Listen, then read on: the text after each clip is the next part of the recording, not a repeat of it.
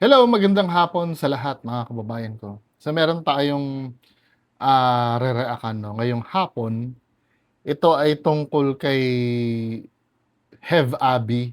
Hindi ako pamilyar sa kanya, pero nag-viral ito, si Hev Abi. Ano ba nangyari dito? Inaresto daw siya ng pulisya, arestado. So tingnan nga natin 'to.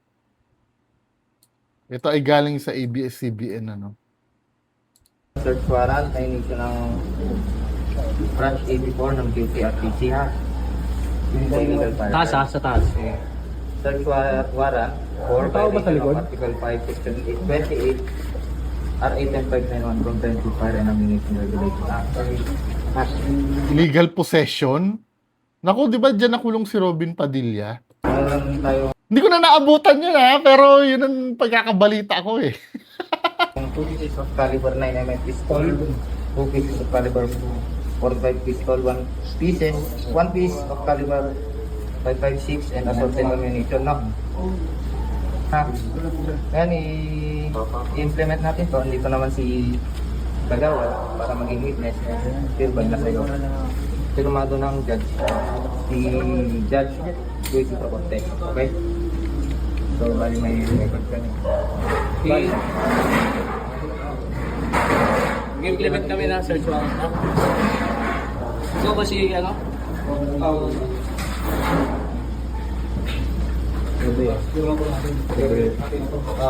Pero yan gabi na. Siras na rin yan. Dead. Kasama namin siya, no? I-ano lang to. Hawakan lang. Baba mo. Baka ganun siya eh, no? Wait lang. Paano muna tayo? Palagay muna tayo. Blurred po yung video galing sa sa ABS-CBN. Edwin, pasok ka sir. Pacheck lang muna. Kagawad. Sige po, Yan niya. Tsaka yung sitting officer. Ay, naibag mo, sir.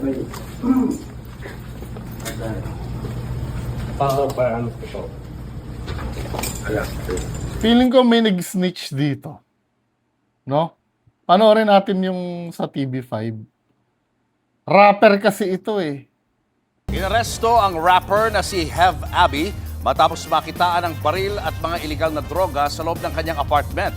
Ang mga pulis may buwelta sa mga nagsasabing baka nagtanim lang daw sila ng ebidensya. Narito ang Frontline Report. Implement kami ng search warrant na.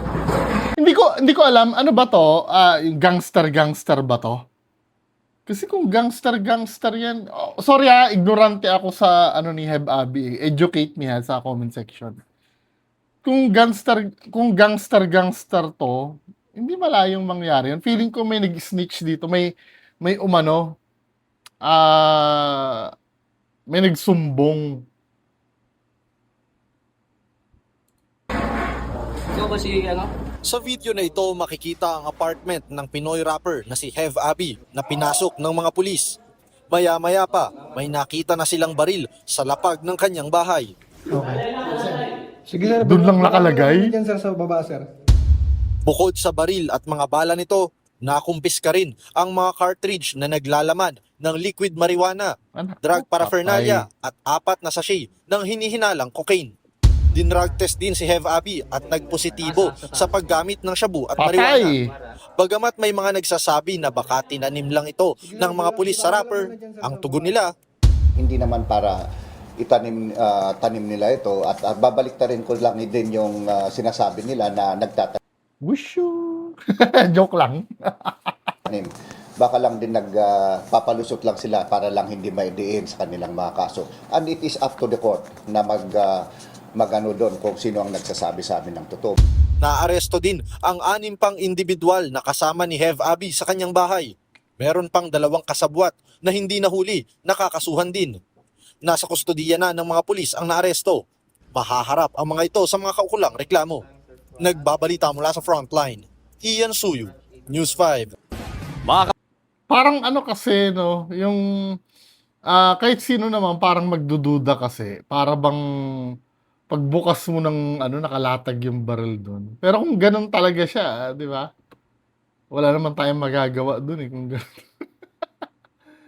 Pero kung gangster to, may possibility na totoo.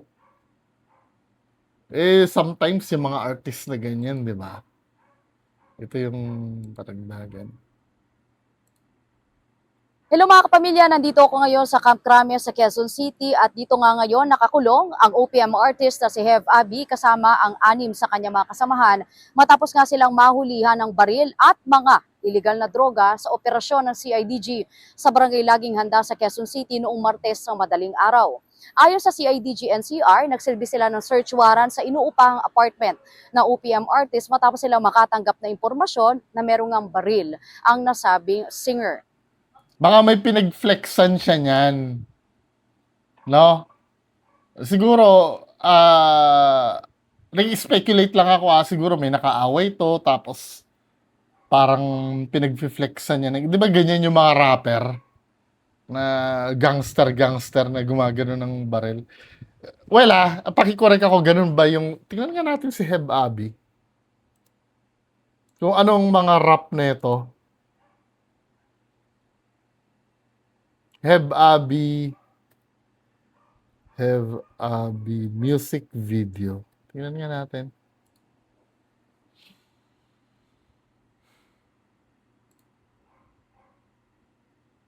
Kaano niya ka-aura niya kilala niyo si Eazy-E ng NWA.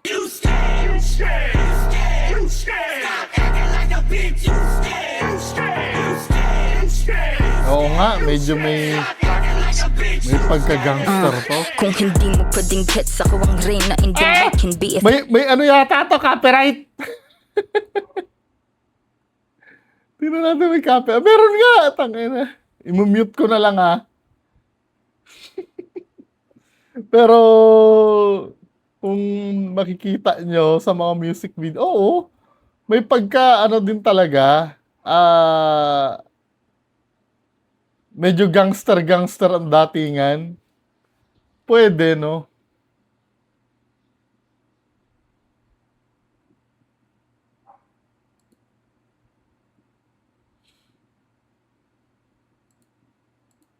Ito, may copyright ba to?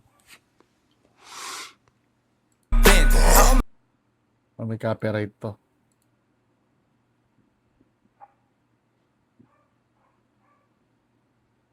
May pagka NWA yung ano niya, yung pormahan niya. Pwede, no? Pwede. Well, tingnan natin resulta ng investigation, di ba? Kung ano yung magiging result. Pagdating ng mga tauhan ng CIDG doon sa nasabing bahay ay nakumpiska nila ang isang 9mm pistol at mga illegal na droga. Ilan nga sa mga nakuha ng mga pulisya ang 4 na sachet ng cocaine at mga cartridges ng Pang big time, cocaine na. Naku, baka ano ako na YouTube dito. I-mute ko na lang. hinihinalang marijuana. Ayon sa CIDG, positibo sa marijuana at sa shabu si Hev Abi habang positibo naman sa marijuana ang iba niya mga kasamahan. Lumabas din sa investigasyon ng CIDG na walang lisensya ang nakumpiskang baril mula kay Abi. Patay. Sinusubukan panghinga ng pahayag ng ABS-CBN News ang kampo ni Abi at maging doon sa iba pa sa mga naaresto niyang kasamahan. Nasampahan na nga mga suspect ng reklamong paglabag sa Comprehensive Dangerous Drugs Act of 2002 at illegal possession of firearms and ammunition. Illegal possession. Non-bailable yun, di ba? Tama ba ako? Search nga natin. Illegal.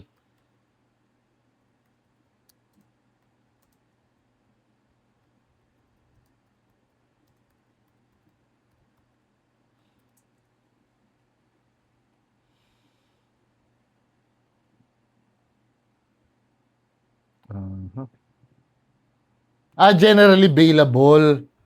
Though it can become non-bailable depending on the type of weapon. Pwede. Pwede mag-bail.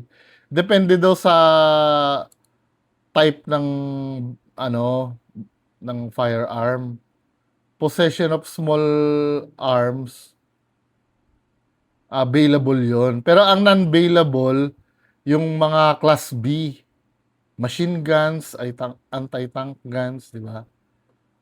Bailable. Pero I don't know kung kasama yung drugs, no? Pero alam ko drugs bailable din yata eh. Yung basta hindi ka pusher ha. Yun ang pagkakaalam ko. Tingnan nga natin. Para ano, para sure.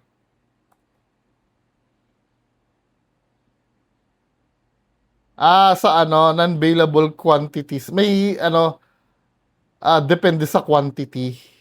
No? Abang na lang tayo kung ano yung detail. So ito, may pahayag yung kampo ni Heb Abi. Sabi dito, on behalf of Heb Abi, we categorically deny any and all allegations pertaining to this misunderstanding that led to his situation last April 14, 2026. Our legal counsel... wait. Kailan ba nahuli to?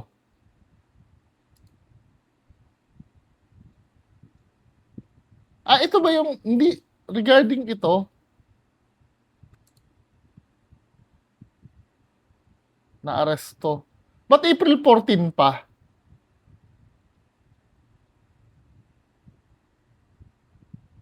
April 16. O, tama.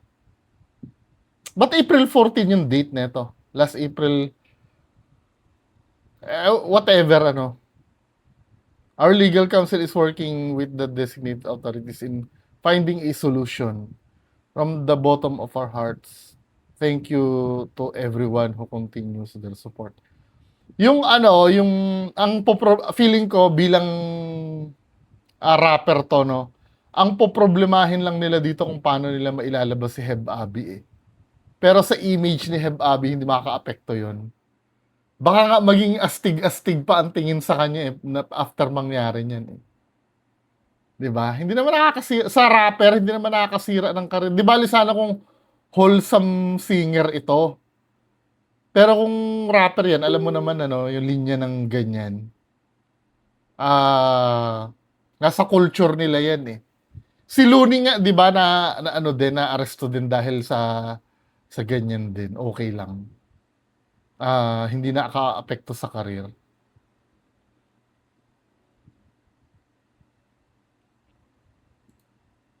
Diba? Anyway, tingnan natin na follow up tayo kung ano mangyari dito sa case si Heb Abi.